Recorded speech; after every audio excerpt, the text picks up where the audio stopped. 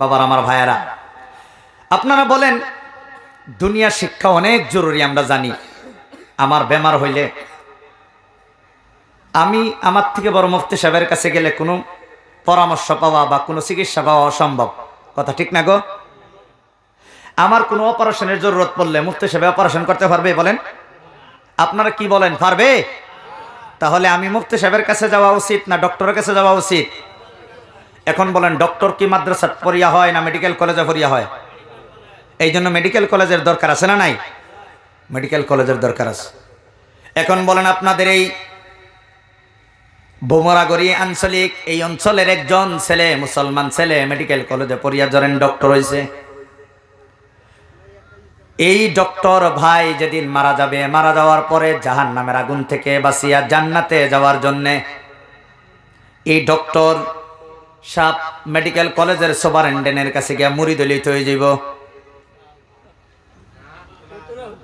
না আলিমের কাছে আউন লাগবো? এখন বলেন, আলিম কি মেডিকেল কলেজে পড়িয়া হয় না মাদ্রাসাত পড়িয়া হয়? বলেন, তাহলে মাদ্রাসাও আমাদের লাগবে কিনা? মাদ্রাসাও আমাদের লাগবে কিনা? তুমি যাও বেটা, তোমার মোবাইল তো আছে, কোনো অসুবিধা নাই। আপনারা বলেন, আমার বেমার হইলে আমি যাব ডক্টরের কাছে, ডক্টর মেডিকেল কলেজ থেকে পড়িয়া হয়, এই জন্য আমার জরুরত ডক্টরের, আমার জরুরত মেডিকেল কলেজের। কিন্তু এই মেডিকেল কলেজে পড়া মুসলমান ছেলেটা যদি জান্নাতে যাইতে চায়, জাহান্নাম থেকে বাঁচতে চায়, তাহলে তার থেকে বড় ডক্টরের কাছে গিয়ে মুরিদ হলে হবে না আলিমের কাছে আওয়া লাগবে? এখন আলিম কি মেডিকেল কলেজে পড়িয়া হয় না মাদ্রাসায় পড়িয়া হয়? তাহলে মাদ্রাসা বন্ধ করে দেওয়া দরকার না লাগবো?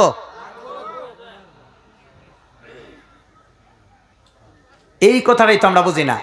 আমরা খালি বুঝি, খালি স্কুল, খালি ভরো ভরো ভরো ভরো, খালি বেড়াই BA M A MPhil PhD করো করো, কেডা না করছে করো, ভালো করে করো, আমি তো করতেছি।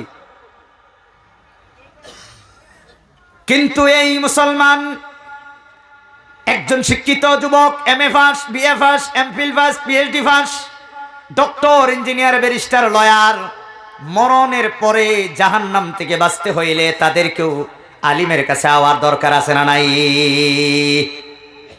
আমরা জানি দুনিয়ার মধ্যে চিরকাল মানুষ থাকতে পারে না, হঠাৎ করে মানুষ দুনিয়া থেকে বিদায় হয়ে যায়।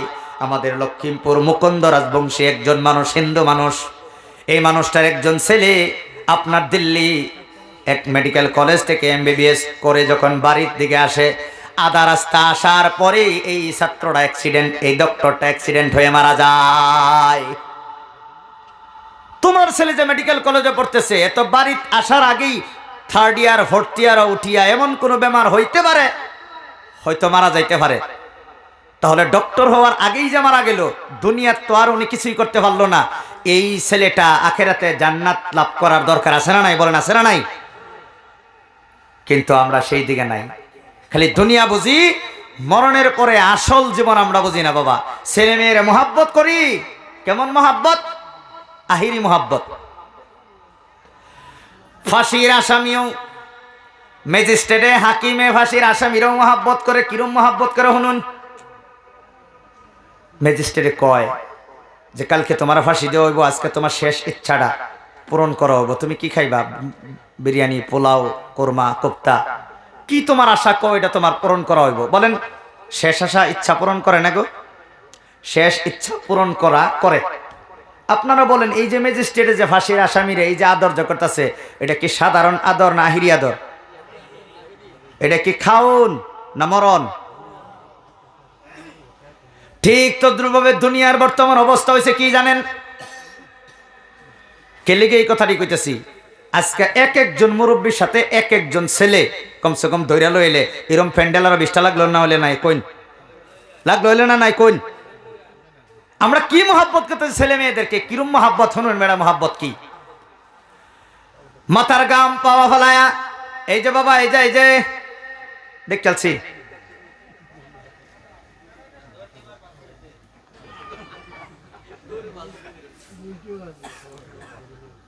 আমরা মোহাব্বত করি ছেলে মেয়েদেরকে। কেমন মোহাব্বত বাবা শুনেন, মোহাব্বত করি ঠিক, তবে আসল মোহাব্বত আমরা করি না।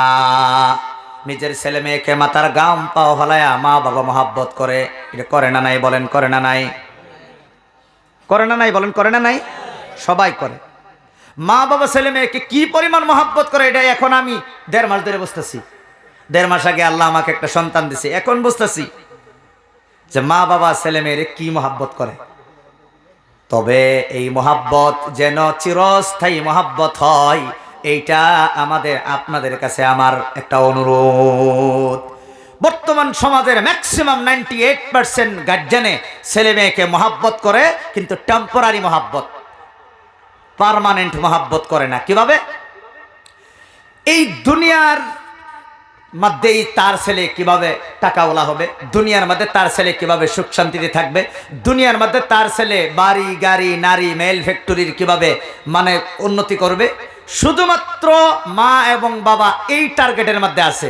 কিন্তু ছেলের জন্য একটা বিল্ডিং বানাইতেছে, এই বিল্ডিং এর মধ্যে ঢোকার আগেই তো ছেলের মৃত্যু হইতে পারে কিনা বলেন?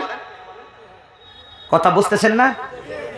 এই বিল্ডিং এ ঢোকার আগেই তো ছেলের মৃত্যু হইতে পারে। তাহলে এই বিল্ডিংটা যে বানাইলো, ছেলে এখানে কি উপভোগ করতে পারলো না তার আগেই বিদায় হয়ে গেল বলেন? এখন এই যে আদরের টুকরা ছেলে যে নিজের বিল্ডিং এ, বাবা বানানো বিল্ডিং এ যে থাকতে পারলো না, এখন এই বাবা আশাটা কি পূরণ হয়েছে বলেন? পূরণ হয়েছে না। এই জন্য দুনিয়াতে আমরা যত মহাব্বত করি, এটা পার্মানেন্ট মহাব্বত না, টেম্পোরারি মহাব্বত। আল্লাহ তাআলা এই জন্যই কোরআনুল কারীমের একটি আয়াতের মধ্যে বলেছেন, ইয়া আইয়ুহাল্লাযীনা আমানু কু আনফুসাকুম ওয়া আহলিকুম নারা।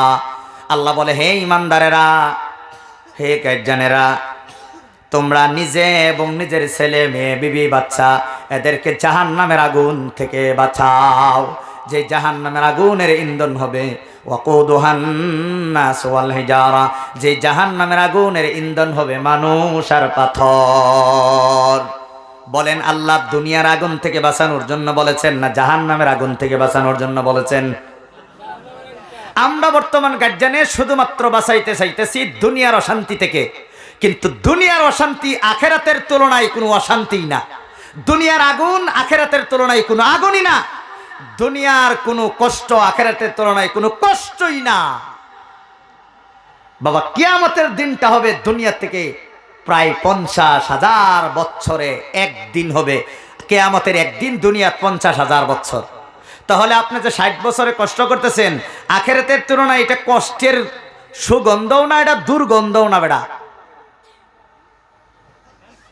তাহলে মা বাবা সবাই কিন্তু ছেলে মেয়েকে শুধুমাত্র দুনিয়ার মহাব্বত করার জন্য চেষ্টা করতেছে। বাবা, এই দুনিয়ার আগুনও ইমানদার পড়িয়া মারা গেলে শহীদি দরজা পায়। ইমানদারে পানিত পড়িয়া মারা গেলে শহীদি দরজা পায়।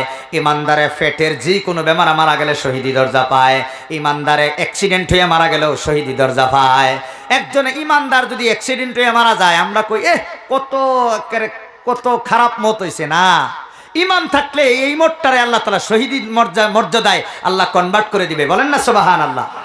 আরে বেটা, দুনিয়ার কোনো কষ্টই কষ্ট না। ইমান রাখলে তোমার যা কষ্ট হবে, কষ্টটা আল্লাহ তাআলা ইমানের বদলা তোমার দূর করে চিরস্থায়ী জান্নাতের ব্যবস্থা করবে। বলেন না সুবহানাল্লাহ? কিন্তু দুনিয়াত কয়েকদিন বিলাসিতা কইরা নিজের ইচ্ছা মতো চললা, নিজের ইচ্ছা মতো খাইয়া খুইয়া জাহান্নামের আগুন যখন সেক দিব, তখন কোন কোন কোন দরজাটা হইব? কোন দুনিয়ার আগুনও ফুইরে মরে গেলেও, ইমানদারে ফুইরে মরে গেলেও তো শহীদি দরজা হইব, কিন্তু জাহান্নামের আগুনে ফুল